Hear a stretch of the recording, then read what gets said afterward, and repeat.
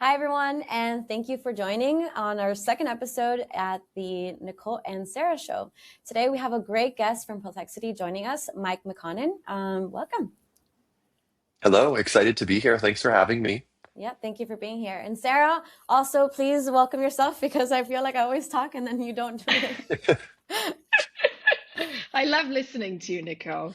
But yeah, great to be here on our second episode. I think it's going to be interesting. Cool. So I'm Well, excited. you both seem like absolute pros from behind the scenes. So the fact that it's only the second episode is impressive. Thank you, Mike. Appreciate that. So before we get started, just a quick intro of who I am, and then also Sarah, maybe you could do a little intro about yourself. But I do influencer marketing at SEMrush. SEMrush is an online, all-in-one marketing visibility platform. And Sarah, if you want to do a quick intro for those that don't know you. Of course. So I lead influencer marketing at Wix. Have been doing it for the past almost 5 years now. Kind of building the program from scratch. We work with hundreds of creators a year across 5 platforms. So YouTube, LinkedIn, X, Instagram, and TikTok.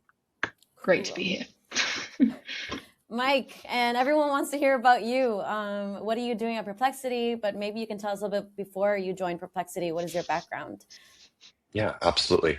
Sarah, the 5 platforms is impressive. I'm glad you add that to the high level of what you do because it's a different strategy on every single one of those It platforms you just is. mentioned. But yeah, hi everybody. My name is Mike. I like to say I've had influencer in my title for almost 10 years. So I have definitely ridden kind of the wave and the ups and downs and changes of kind of what it means to be an influencer marketer.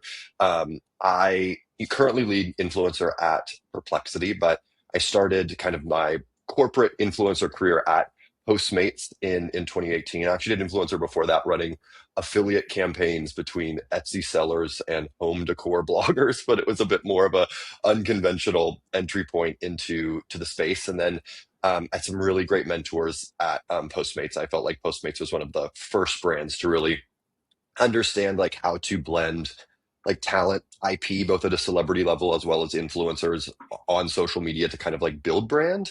And then from there I went agency. I ran my own agency. I kind of consulted. I worked in-house at other agencies.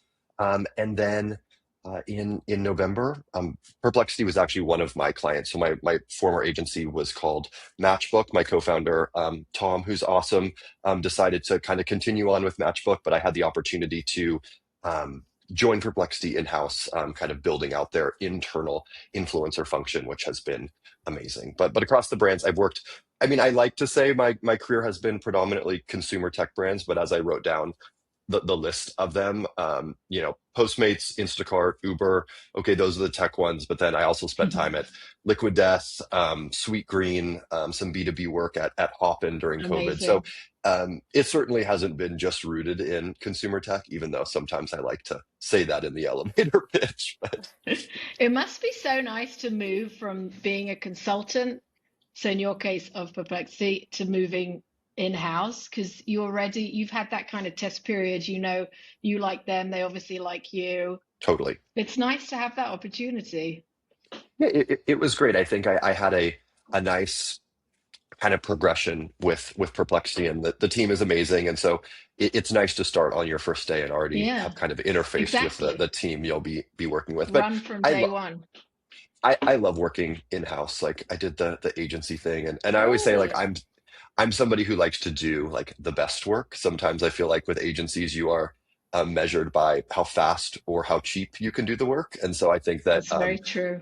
really just owning kind of the function in-house has been Yeah, and you don't have nice. access to all the data tools, whatever, when you're It is agency. It's frustrating, so I assume. especially when the product moves as quick as AI does. There's Yeah, sometimes like a disconnect between kind of those external agency partners and the internal workings of the organization. So I know we'll get to the questions, but that's something that as I was brainstorming, I think that um, it's a little bit easier to do when the products are CPG products or you know tangible consumer products where Yeah. I think the product roadmap is changing not weekly or quarterly, but daily. And so being Yeah. in-house is really helpful to sort of steer the ship from in terms of what creators are doing.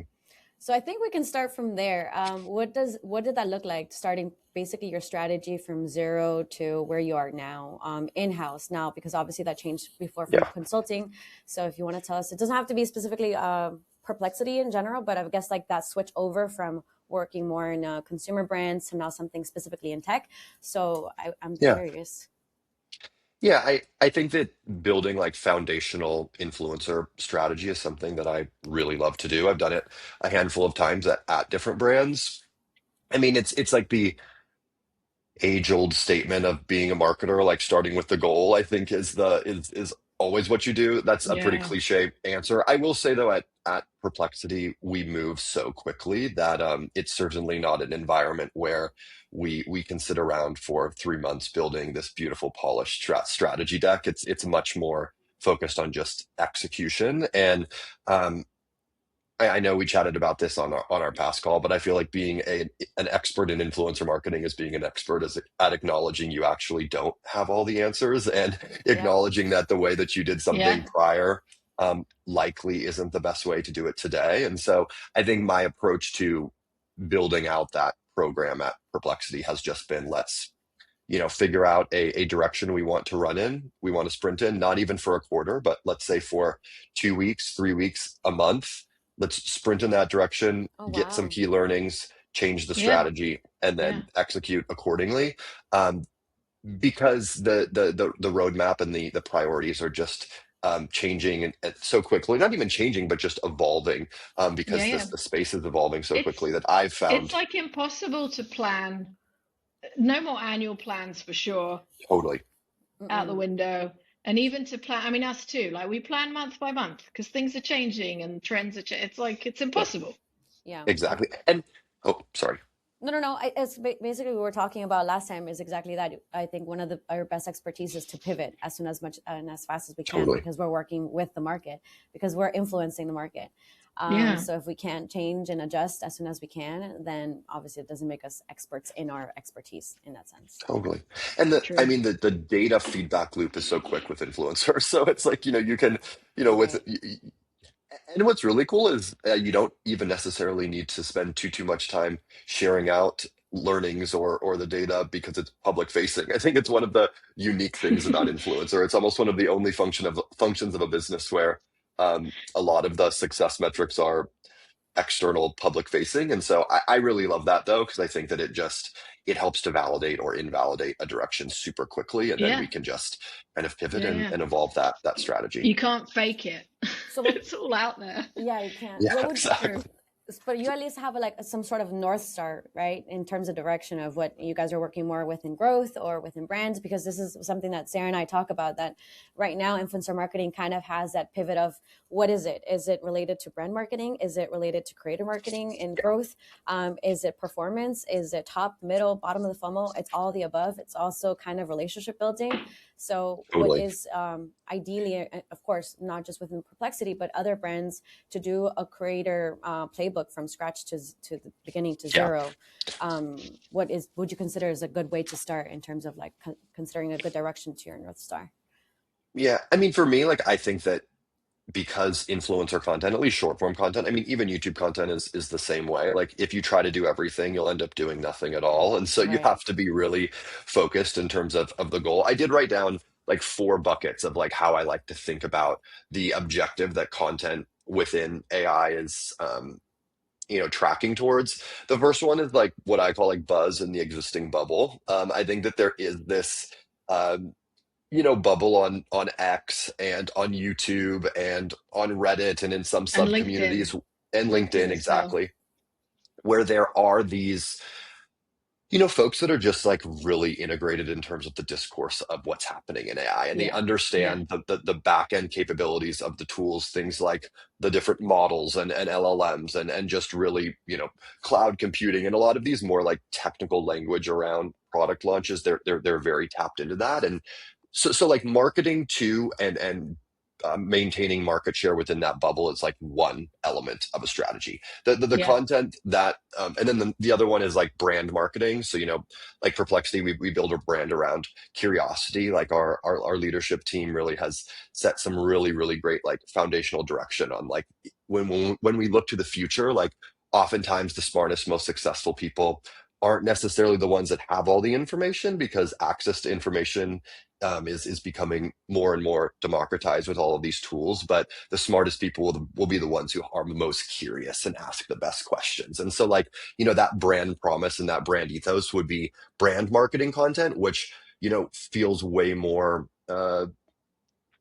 just like a little bit fluffier than the product content. And then the other one is product marketing content through the lens of education. And so Mm-hmm. the line I'm always walking with that is product marketing content that is geared towards education can feel very ad like. So, how do you make it feel like you're enabling a new user, or enabling an existing user to try out a new feature without Yeah. making it feel like an ad? And then the last one is just performance ad content. Oftentimes that can be repurposed by cut downs of kind of the latter, or excuse me, the former three categories. But ad content just is its own beast. And so Of those course. four buckets are how I often think about it. And when I'm kind of building out a campaign, I will have one primary objective and a secondary objective, just because we always try to optimize for multiple Yeah. buckets with I'm any given I'm campaign. I'm curious, Mike, when you spoke about the bubble, the AI bubble. So when it comes to influencers, like I also often debate when we have campaigns that are obviously around either an AI first product or an AI feature within one of our other products that are Hmm. not obviously native AI. And then I always debate because I feel like tapping into that AI bubble is a must, Yeah. because it consists of people that are more like aware or quicker to adopt these tools. But then there's the entire world outside of that bubble, which is Yeah. also so very important. And I'm sure it is to Perplexity as well. And then I debate, like, should I be going to like vertical specific creators that maybe don't even talk about AI? Maybe they just talk about their very specific niche, their business. But our tools are so relevant to those people. So usually our Hmm. campaigns, we try to create a balance, but we're not, I'll be honest, I don't think we're not ready to let go of that bubble. Like, even though we I would feel agree. sometimes there's more potential outside the bubble. But so I was wondering if, so you say you agree, like you have that dilemma. Absolutely. I mean, I think it might be personally because I don't personally connect as much with the bubble, to be honest with you. Like, It's an annoying bubble. and it's just Okay. like I think that there's certain folks that will like self-identify as part of that bubble, and I don't know if I personally, like Mike, the consumer of content, is as Yeah. tapped into that bubble as Yeah. maybe I am like Instagram and TikTok content. But I think I say I oftentimes use the term like good hygiene. Like what is good hygiene about running an influencer program? And I do believe, speaking to your power user base, or Yeah. those that Yeah. are um, actively creating organic content about you, I just think that that's good hygiene. I think it's an opportunity that, even I if it's agree. not the sexiest route to go down, and we all have these aspirations to build brand and turn Perplexity into, you know, a product that a mother in middle America has just as much literacy and understanding of as a, tech founder in San Francisco does. I think that that is like blue sky, but I always try to remind myself that, we can't ignore the early Yeah. stage wins where we're already seeing success, and for better or worse, I that agree. that bubble provides that. Yeah. Mm-hmm. And the consistency, right? Because your brand also has to have, quote unquote, that's basically where your brand ambassadors lie, and rely. I mean, Yeah. this is how we started our program. We talk about Yeah. it all the time with our power users, because they will always act as like representatives that will always be there to back up. And you never know what conversations that they're having on their own. Then they start organically just using it and just, passing down the Yeah. education. And that you just continue like this basically 4 or 5 Absolutely. people that just understand the product and then just grows organically, which is great. Absolutely. That's something that I've been I also will say on the X side, like we have some really great team members and colleagues, Cameron, who sits on our comms team, that really like owns X for both our executive team and as well as for our own presence, and has been able to foster and build a lot of organic relationships with creators and kind of thought leaders on that platform. So I would Yeah. definitely want to kind of give that as a shout out, because my like core areas of expertise, I would not say are Yeah. X, at least in terms of like building scaled programs. I think that, Right. proximity to it, I have a level of understanding, but we definitely I have some really great colleagues that that's the world that they sit in and really, really understand deeply. Yeah, it is a beast of its own. Mm-hmm. Yeah. Absolutely. And I Totally. love that, like the brands that are taking like platform, almost like building out teams and leads on a platform specific basis. I mean, I'm a team well, I mean, I sit on our consumer marketing team, but in terms of like the influencer function, like we're a really small team. But I think for brands that are running these really scaled programs, it makes so much sense, because there is such like a platform literacy that's required. That's very, very specific platform to It's so platform. true. Mm-hmm. Yeah. So when you guys launch a campaign, what platforms do you guys mainly focus on? Yeah. So Or it really currently, depends on the spectrum of yeah, focus. it does. It does. I mean, I think that I mean, all of the big ones, right? Like we haven't done a tremendous amount on LinkedIn. We're getting ready to launch some content on LinkedIn. But I think like Mm, core platforms would be like YouTube, Instagram, and TikTok, which I very much look at as a singular platform, even though that's not the best strategy. But just in terms of doing deals with creators, syndicating content across those two right. platforms is just operationally makes sense. YouTube and then X, we're fortunate that Perplexity just has so much buzz that a lot of the content that comes out on X is like relationship based as opposed to transactional. But we also Oh, have Yes. great. some creator partners on X as well. But those are the primary ones. Yeah, I was going to ask about competition in general, because I feel like everybody now is talking about AI, or even if it's a tech brand, they have like their own AI niche. Yeah. So everyone's Yeah. getting a little piece of attention, and then all you hear is that buzzword. It's like AI, everything's AI, even if it's not AI. So it's AI.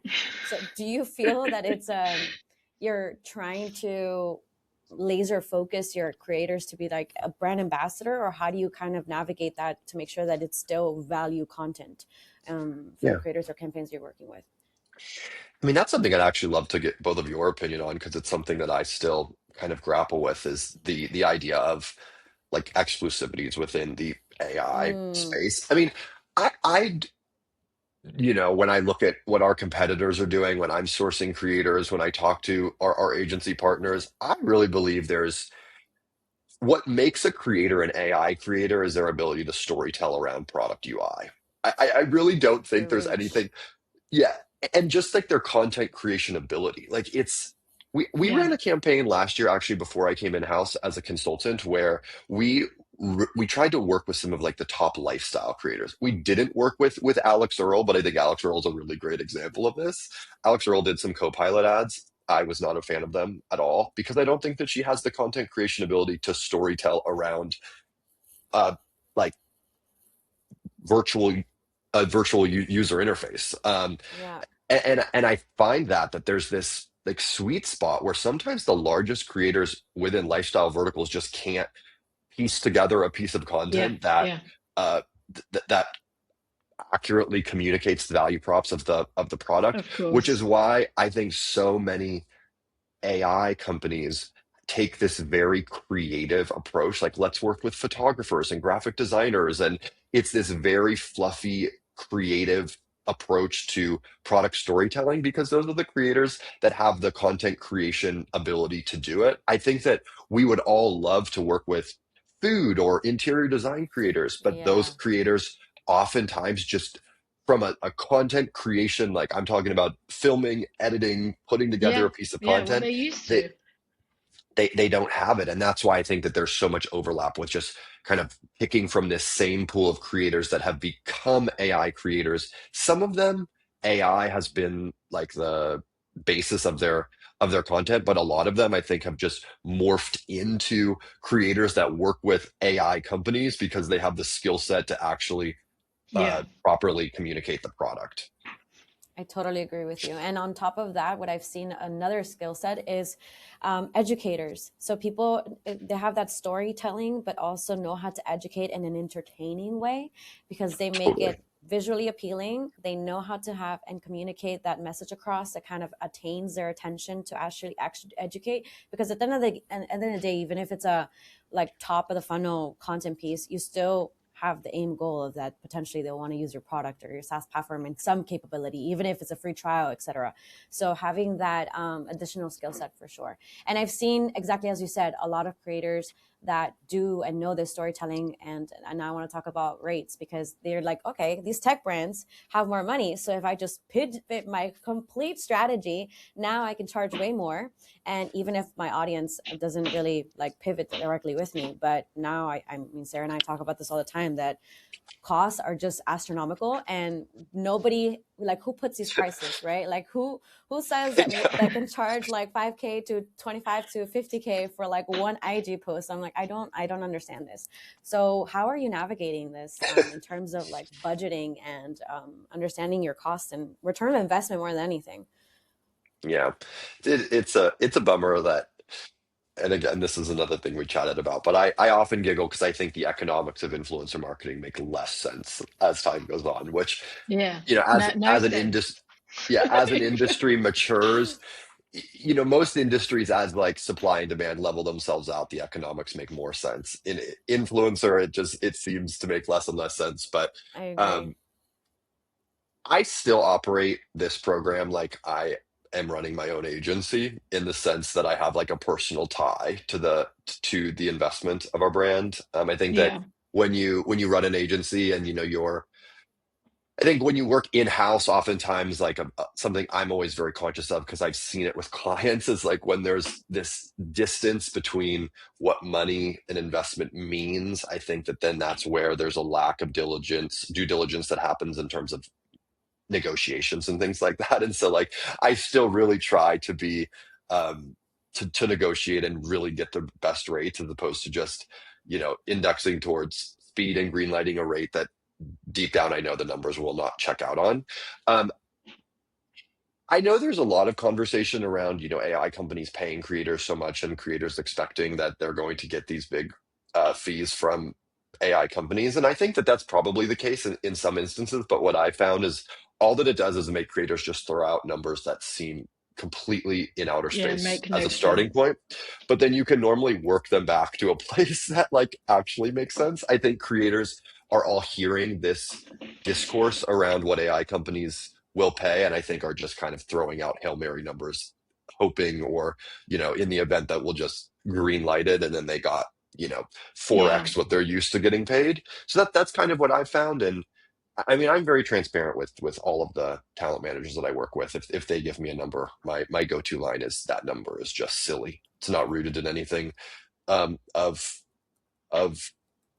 you know, quantifiable fact here. It's sort of just Yeah. a Yeah. arbitrary number. And then the way that I think about budget and negotiations and rates is I really try to think about it collectively on like a campaign level. And so like I use the term all the time, like puzzle piecing together my budget. And what I mean by that is Yeah. I acknowledge that if I'm sourcing 20 creators for a project, you know, 25% of those will probably be more than what I would like to pay. But I feel that whatever that creator brings to the table might or is worth that rate not checking out from a CPM standpoint, let's say.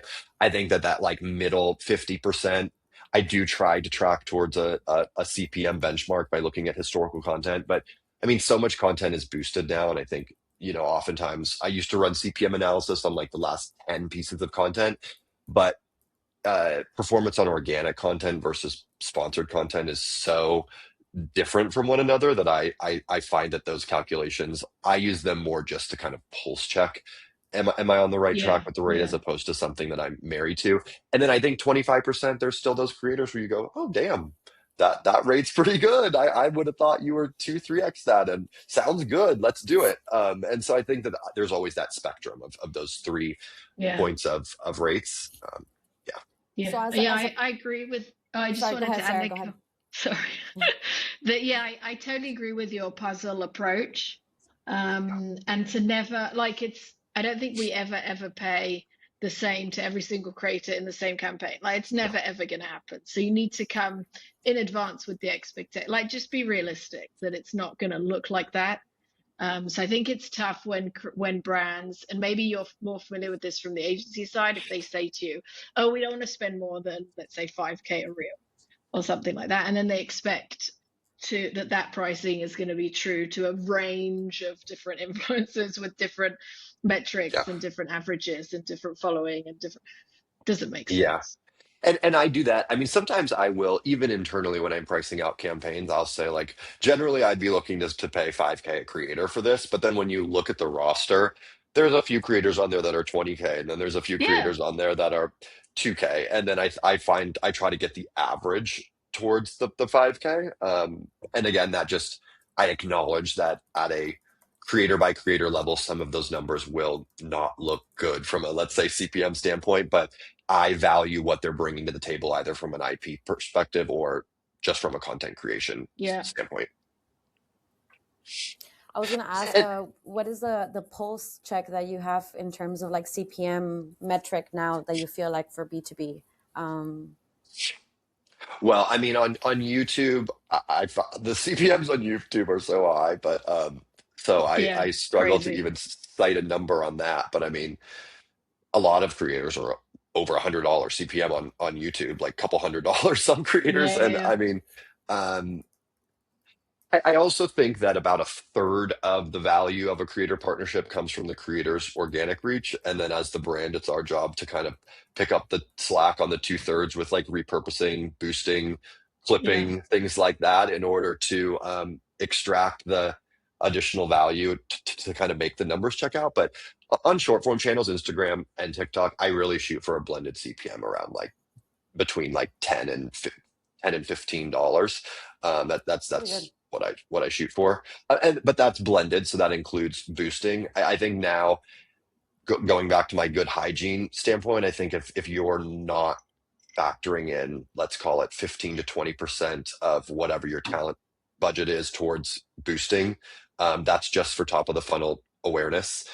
Your blended CPMs are going to be way too high. And so yeah, for yeah, yeah. me, I used to that used to be a nice to have, but in the last couple of years of running the agency, it became like a must, just because I knew brands would never be happy with the campaigns if we didn't do that. And so I try to take that thinking into Perplexity as well.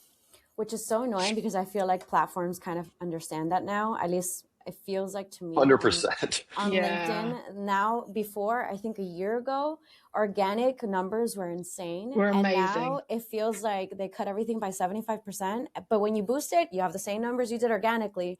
So it's kind of like, okay, we understand what you're doing, so you have to just have this I don't know, the budgeting aspect of a whole campaign just doesn't make any sense anymore. I mean, 100%. I think the platforms, they go, oh, this is tagged as a paid partnership. This creator has a lot of followers. This brand that has in their mind all this money, spent all this money on the brand deal in which we got zero percentage of. So we're going to bury this piece of content, and the brand is going to say, oh no, we just invested all this money in this brand deal and the piece of content is flopping. Let's pump all this money in the ad manager in order to get eyes on the content. And I mean, I'm not over here seeding conspiracy theories, but just from a business standpoint, it makes a lot of sense why, as Of soon as a piece of course. content is tagged with an ad disclosure, for whatever reason, the piece of content doesn't perform as the organic content does. And I think it's a money making strategy from the the social platforms.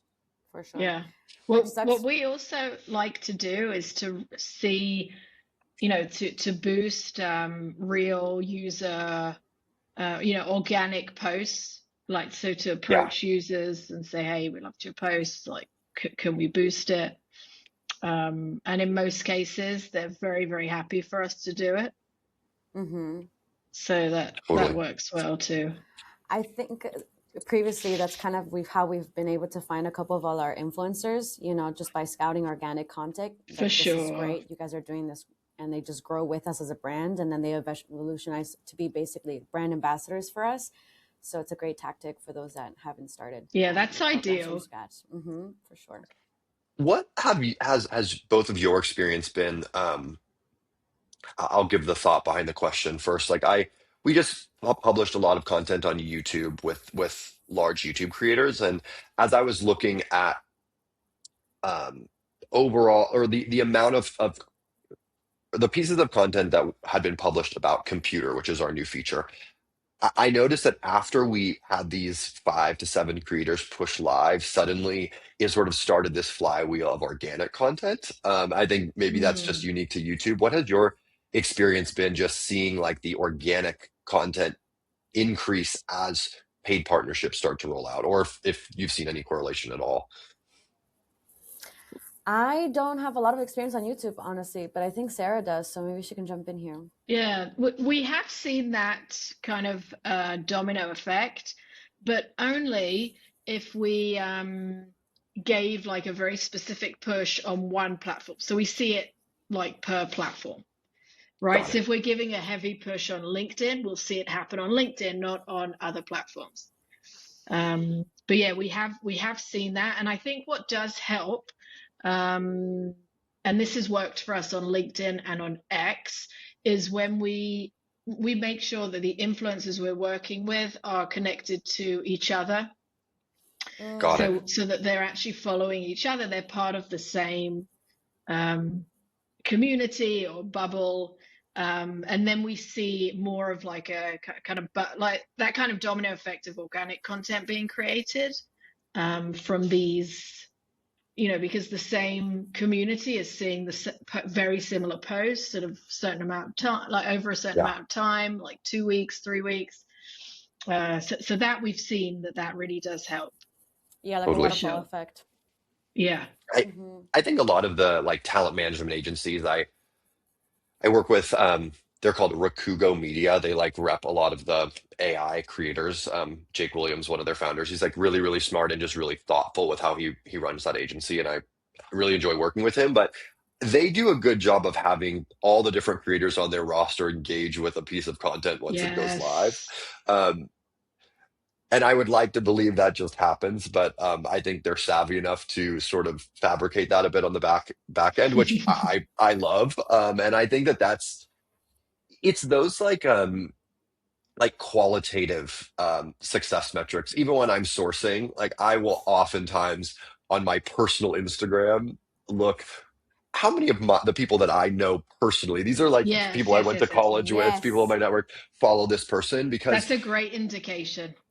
yeah, Hmm. and it's hard to scale, but especially when I'm investing in, let's call it over $25,000 partnerships, those types of metrics oftentimes to understand what spaces, I'm talking real people, spaces of like real consumers, does this person have pull in? Because I'm Outside of the bubble.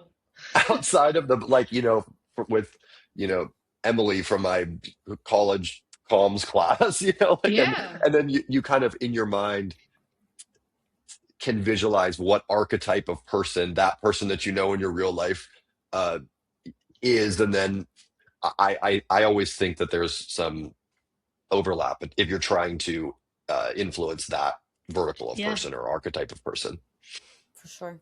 That's a good tip. I like that. But I especially also with the go ahead, sorry. content seeding accounts. Like that's something I've learned in the last 12 months, and I find it to be really interesting. We work with an agency called Get Engaged. They're also really awesome, and they do a lot of content seeding and content clipping. Very much one of those things where uh, it makes the title of influencer marketing expert you not feel like an expert at all because I knew nothing about it prior. But a lot of like the seeding accounts Hmm. Explain. like at Explain. rap explain pubity, like those types of things, Okay. Hmm. um Yeah. or there's a lot of wealth ones like Wall Street Yeah, yeah. memes, or like all of Or those like ones that I marketing, just groups, stuff like that, right? totally, yeah, I Hmm. always like to see like who's following those, because those I build strategies with those very verticalized, like I'm trying to speak to Yeah. um you know folks in finance, and then I'd have 10 people that I follow on Instagram that I know personally that are in finance, and I go look at the mutuals to Interesting. see Yeah, that's if really they're interesting. following See them. how legit those channels are. Yeah, Yeah. I exactly. like that. I usually do that when I'm looking for creators. I go through the creators, like who they follow. So if I like their 100%. quality of content, I'm like, okay, For perfect. So sure, if you for follow sure. somebody that you have quality because you're getting ideas from them, then it's just kind of like that validation of that, content creation aspect of quality of work as well. But That's as you the Yeah. said, it takes time, but it's like the extra steps that really does matter when selecting and working with an influencer in general, I feel like. 1,000,000%. I mean, I'm sort of anti-tool when it comes to I sourcing. was just gonna say a Yeah. tool won't give you that. Mm-mm. I was No, just gonna say. I have used every tool in the book. For, tools are great for a lot of elements of running influencer programs. Sourcing is very challenging. I think it's because they all just pull from what's in the creator's bio. And it's like, Yes. especially if you're Yeah. working with, I don't know, like when I was at Liquid Death, I ran their influencer program for a little over a year. And, we have these like niche things we're looking for, like creators that are very much in the festival community or very much like in the rock and roll, like these just like very niche things. And then you ask yourself, like, if somebody actually has credibility in that space, they're not going to put that in their bio. Yeah, It's yeah, so yeah, it's like Yeah. these like yeah, very watered down versions of sort of yeah. the Hmm. creator persona you're looking for. But Nicole, to your point, I do the thing where I look through their followers all the Yeah. time. That's like No, my it's great. go-to. Yeah. Um, and I've done that for like nearly 10 years, and it's continued to be the best best strategy. Hmm. No And one's it, figured that No. out on a tool standpoint. no, and I think it goes back to one of the things that you mentioned earlier that you said we'll piggyback on, but I think this is why brands like in-house brand influencer marketers or just whoever's leading the team, even if it's just one person, is so necessary because they understand exactly this. They understand the brand, the Yeah. direction, the product, the vision, the feeling, the where it's heading, where it was in the back, like who are we talking to in the future, who we don't want to talk to. Yeah. So Who's the you yeah. can't the ideal perfect ICP when everyone is your ICP. I mean, the three of us have this challenge every day that everyone and anyone can potentially be our Yep. client, right? And how do Yep. you kind of navigate this conversation that is Yeah. very directional and intentional without it just spreading water thin, right? So I think that's extremely important to also, but I guess now you can tell us a little bit about how do you feel about the difference of now being in house. I mean, Sarah and I talk about this all the Yeah. time. Well, to that point, I had a really great mentor once that told me like the worst feedback you can give a creative is like I'll know it when I see it. And I think I think like working agency, like I had so many clients that were so like I'll know it when I see it, people, and Oh it my used to just drive gosh. me crazy. And I like work really hard to not be an I'll know it when I see it producer, marketer, collaborator. And Yeah.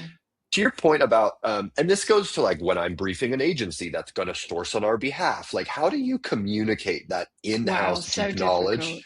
So difficult. And I don't know, this is a tip, I guess, to all the influencer folks out there that I have found really helpful. I put references on everything. So rather than like Yes. writing up, the creator persona I'm looking for, I think it's just like Yeah. Yeah. here's five references, find me 25 more like Perfect. this. Yes. And even with my creator briefs, every time that's my thing with creators, I brief every creator live. Granted, um, I've spent the majority of my career working on brand teams with the deal size over $5,000. So I haven't done a lot of like nano or micro influencer campaigns where we're working with like hundreds or thousands of creators at a time. So I'm sure Mm-hmm. operationally you can't live Yeah. brief all of those creators, but um, that was a main value prop of my agency. That's a main, I don't want to call it value prop, but just like main best practice that I employ in-house. Yeah. It's a huge Um, value prop if you're able to do it. For Yeah. sure. Totally. And every creator briefing that I have, I will bring three reference pieces of reference content from that creator's Yeah. channels Yeah. to tell them like I sourced you because I like this That's the video. best. Yeah. Yeah. Yeah. Yes. It's the same thing when I put together like rosters or like let's say I'm collaborating with an internal team, like we're launching like a like a finance product and I'm collaborating with the finance PM to pull Mm-hmm. together a roster. I don't just link the creator's account. I will link a specific reference video that Specific I video. like. Yeah.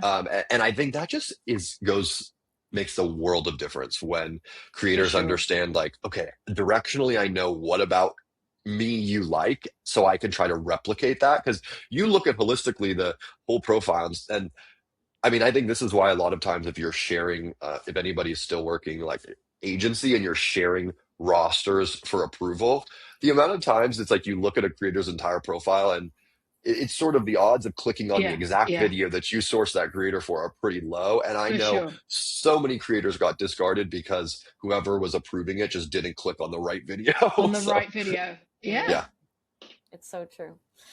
I remember when we were talking last time, you were talking about how you brief your creators specifically, because again, it goes back to when you're talking about how to use this product, you can use it in so many ways. But you said it in yeah. one specific way, like how do you brief a SaaS product or an AI LLM tool, and how do they can do it in so many different aspects? What's your secret sauce here? Oh no. What did I say? Like, what was I? I'm all, can you Can you remind me rewind what me? wow, can you remind me what the effective one-liner was that I said about how I brief? Yeah. It was about consuming the content, specifically the product. How can you make it like an everyday aspect? Yeah, well, I mean, I have this belief with AI that it's like we're at a point now where we need to call these companies AI, but I remember us talking about this, Nicole, and I wrote this down. Like nearly everybody that goes to Starbucks uses Starbucks mobile app, but Hmm. Starbucks is never going to sell themselves as like a tech company. Like Right. like or it's like, I think the dating apps are the same way. It's like, no, it's a dating app. You don't call it like, where did you meet your spouse? Oh, I met him on a software company. Like I find the AI thing to be um, when you're getting outside of the bubble, actually not really effective. I don't think the general consumer really cares if something is AI. I think I mean, Sarah, Nicole, I'm sure that Wix has a million and one AI tools that have It's been so launched. true. But like Hmm. Wix isn't an AI company. It's like a website builder company, or I'm sure there's something even more brand centric about like the brand promise that you Yeah. have. And I think that like, um, I, I don't know. I try to just focus on the value. I try to focus on the value. Like, yes, we just launched computer. It's incredibly powerful. You can do all of these different things. It, works with multi-model orchestration. It calls on nano, and then it's like you start to go down this route, and you can see some creators that aren't tech savvy, like get anxiety. And you see them think to themselves like, oh shit, what did I sign up to promote here? Like this is way above my capabilities. And it's like, well, it's really not. I just think if we overbrand it with a technical language, it becomes very intimidating. And I think like my Yeah, job too as a much.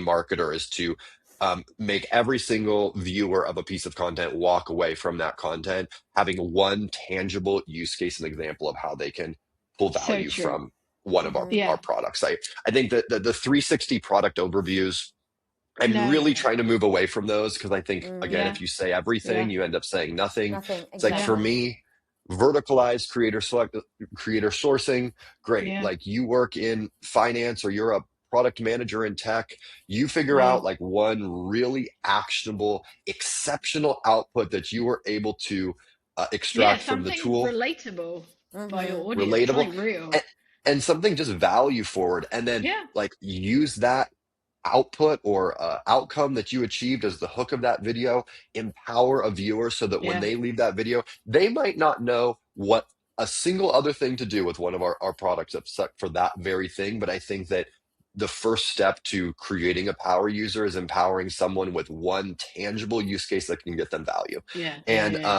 I'm always pushing creators to figure out like what is the value, what is the value, and there's just some like nuanced messaging with that too, because I think saving time is a weak Mm.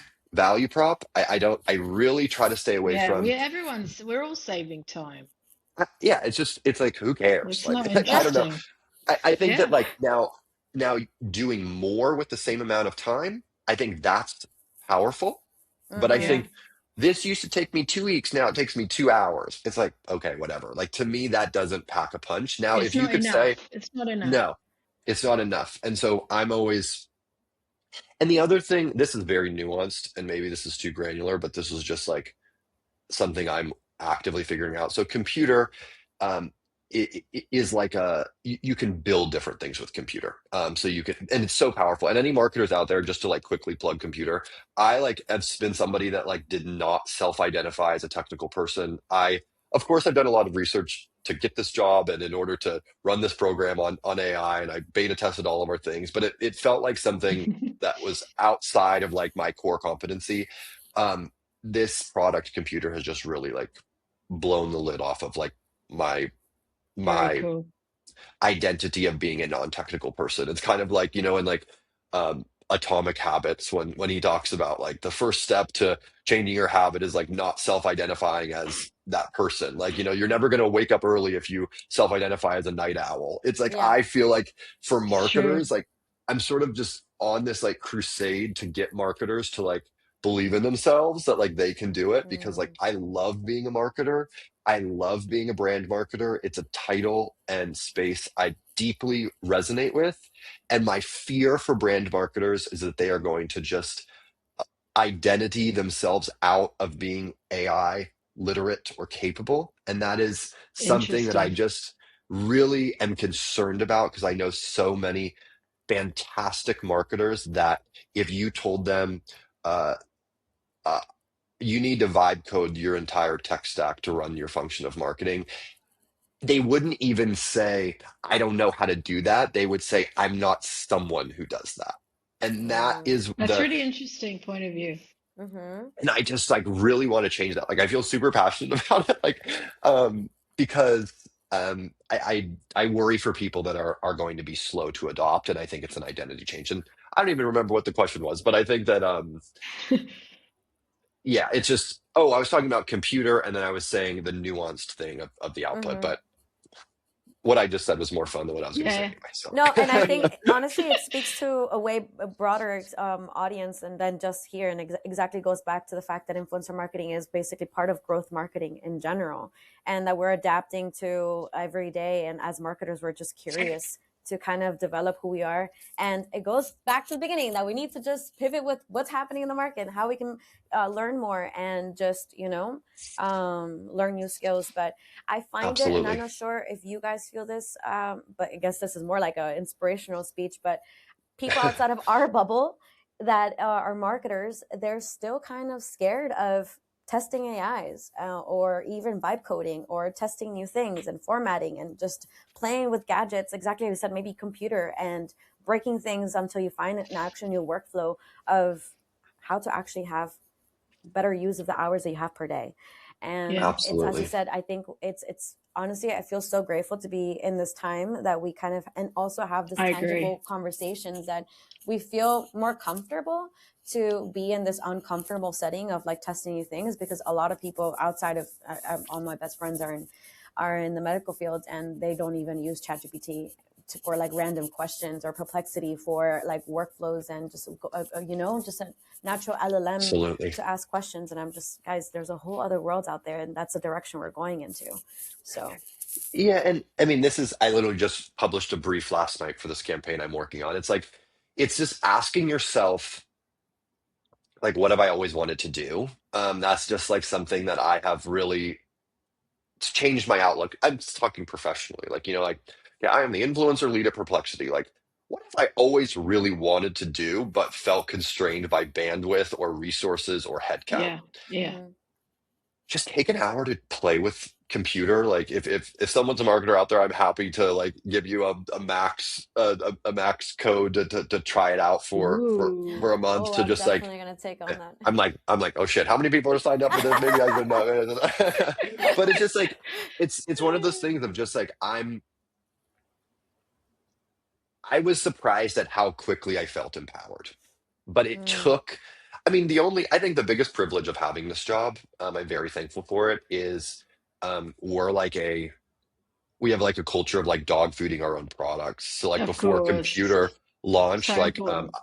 I actually wrote down the stats because our CEO Arvin did a talk last week, and we beta tested computer for 4 weeks internally with 350 employees, and the company collectively did 3.5 years of work oh from an output wow. standpoint and That's saved crazy. and save $1.6 million. I would have never. Nice. And I think like a metric for success of like internal performance is like giving product feedback. We're big on like building products for ourselves, which I really love, Yeah, which yeah, yeah. has pushed me out of my comfort zone. And I feel like a part of my Mm. job performance is tied to my power usership of our own products. And it has like gotten me over that initial hump of feeling intimidated, and I've fallen into this really exciting Yeah. cadence. And again, if I just like it's to marketers, it's not to the person, it's just the person that doesn't self-identify with it. Like I really, really urge you.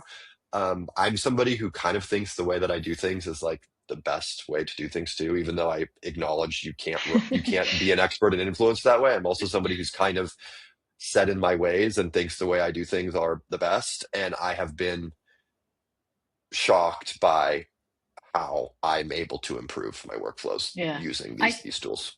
I think a good way to start, I think for those, Nicole, just like you were talking about, marketers that haven't yet tried to build their own SaaS, their own solutions, vibe coding, whatever. I find a good way to start is to kind of just think about your current workflows. Just choose one, let's say influencer sourcing, and just write down your, what are your biggest challenges? Like, where are the blockers? What's not working, or what is taking you too long? Or which task do you hate to do? Like that you're just putting it off and putting it off and putting it off as biggest waste of time. And then to consult with an LLM. These are my issues. How can I solve them? What do you suggest? Could I build something? Is there a tool out there I can use? I think once you just define that one thing that you want to solve, just one Yep. thing at a time, you're not going to just become this Superman overnight. And like you said, Mike, you feel so empowered by that first time you tried and succeeded. And then it just opens up your mind to, Yes. wow, wait a minute, I could do this to this, and I can look at this differently. And it also helps me because again, talking about the AI bubble, but because obviously I'm following the influencers that we're working with or the influencers we want to work with. So I do find, as much as I find LinkedIn very annoying, I learn so much from it, from my Yeah. Yeah. feed and the thing and how people are using it. So yeah, I'd say that's a very good place to start. And it's not intimidating. Just start with something tiny Tiny. in your day to day. Mm-hmm. I mean, a great example. Like, so I'm sourcing for a new campaign. The way I source, you look at my phone, I have all these screenshots Oh of my God. different creators' profiles. That's how I do it. Because similar to what we were talking about, Nicole, I go through and I do it all on Instagram. And Mm-hmm. I had 55 screenshots of different creators' Instagrams. Interesting. Mm-hmm. The way I used to do this before is I would go screenshot by screenshot and I would put it in a spreadsheet. I'd figure out that like I would just do Wow. all this Amazing. hyperlinking, and I do Oh this my other God. thing just to this is another tip that I think is like really helpful with influencer. Like I do something called a face sheet, which because I think that just when looking at like representation of of Ah, of, you mean with of the rosters profile pictures? with the Mm-hmm. Yeah, profile yeah, pictures, I I'm agree. also really bad with names, and so sometimes I can't like remember who's who, and it's just really Yeah, yeah, helpful. but you But never forget the profile. yes, Yeah. I agree. so but doing that all on a sheet, like a Google sheet, takes forever because you have to. And so what I did is I built this thing with computer where I just send the screenshots to a Nice. Slack channel that I created called Influencer Recommendations. It runs 3 times a day. It goes through that thing and it puts all of those Beautiful. screenshots into a dashboard, and it pulls the email The address, image. the image, and this is another like Oh, pet peeve wow. that I have. I I love hate that. writing subject lines for creator outreach. It drives me crazy, but I have a very Yeah. specific way of doing subject lines. And so I taught it that, and it has a subject line right there already written. So when I do outreach, I can just copy and Sweet. paste the subject line.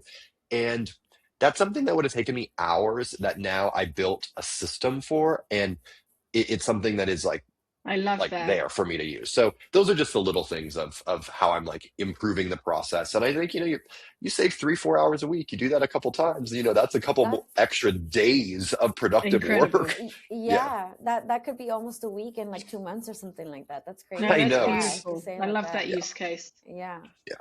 Is that something that you vibe coded yourself, or are you working on other projects additionally to that? Yeah. So I am working on like vibe coding, building with computer, like our entire influencer marketing tech stack. So that's one of I use computer exclusively with like plain English prompts. That's something that I clicked record and dictated into it. I would say I got there with less than 20 prompts. So I think the first prompt gets you Nice. 80% of the way there. And then the way I found it is small polishing over the Yeah. course of, Yeah. an hour or so. And, I built that. I dashboarding tools drive me crazy. There's little details about dashboarding tools that drive me crazy. Like if you're working with a creator that's syndicating content across all channels, it wants Mm. you Yeah. to pull in each piece of content as a separate partnership. There's like no way to like link all 3 posts across Ah, all channels together to calculate CPMs. There's just some like nuanced things like that where I've been able to build bespoke tools to solve those problems.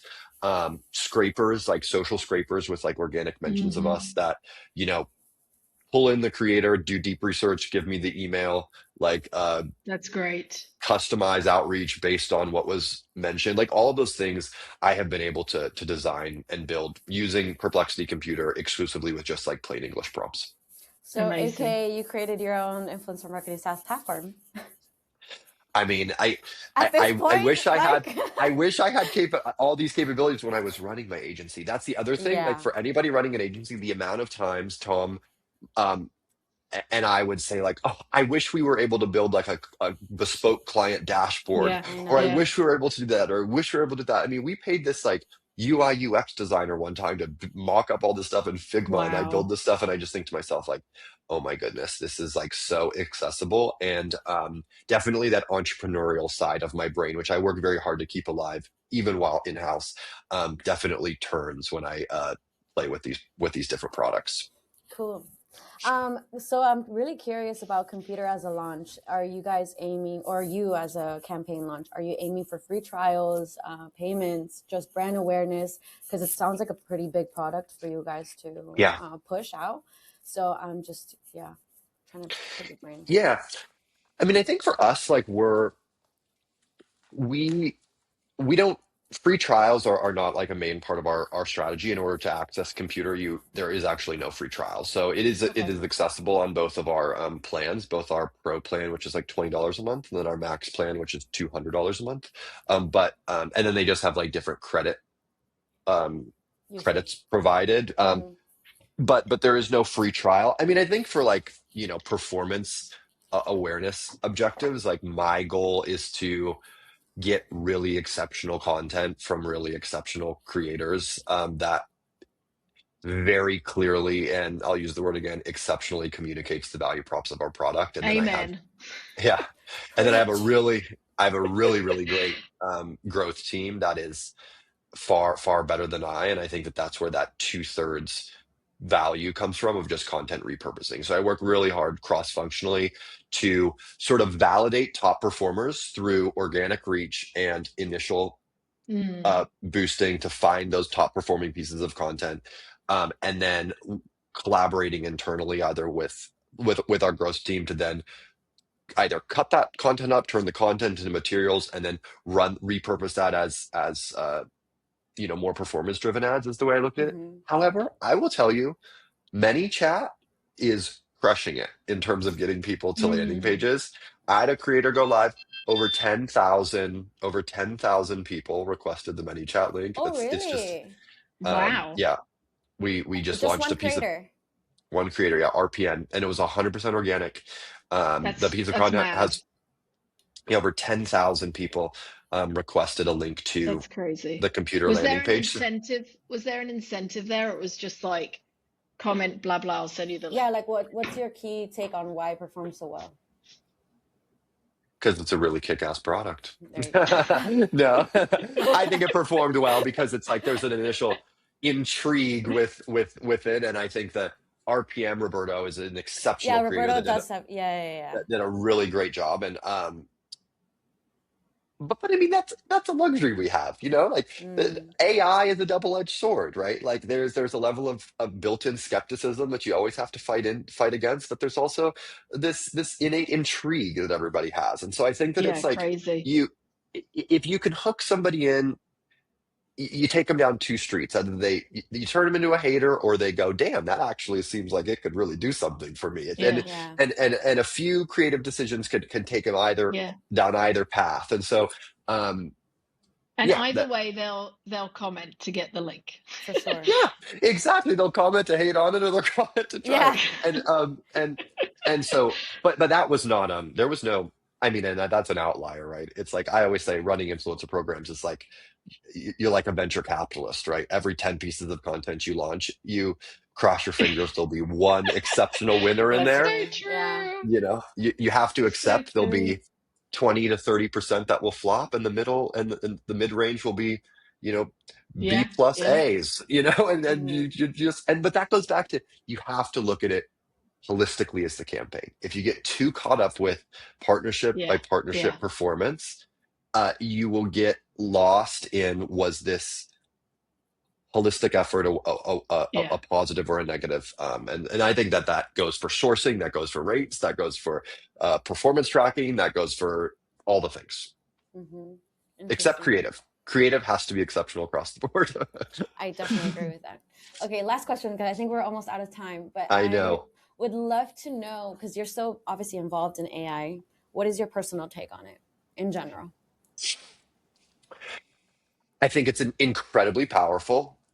I think it is a incredible opportunity. If I think that the similar to what I was saying earlier, I my concerns around AI is that not enough people have some external factor that's pushing them in the direction of getting over that hump of trialing the product in order to feel comfortable with it. And I think that I urge I don't really, there's lots of different types of people out there. I think about marketers, and I think of brand folks, and I think about creatives. I just urge you, like, don't wait until an external factor pushes you, because that might not, yeah, you might not be literate enough until that external factor pushes you. Use like your innate intrigue in order to become a power user of these products. I will say that, like, I'm an ideas person. I have ideas. Sometimes being in my mind is not a comfortable place, because I have so many ideas, and I'm neurotic about all of my ideas. And it is really, really cool to have access to something that, not in the course of days, weeks, months, or years, but in the course of minutes and hours, is able to take an idea that occupies a tremendous amount of brain space in my mind and become something tangible that I can pressure test and interact with. I think that is a privilege, that we live at a time where yeah. we I have agree. access to those things.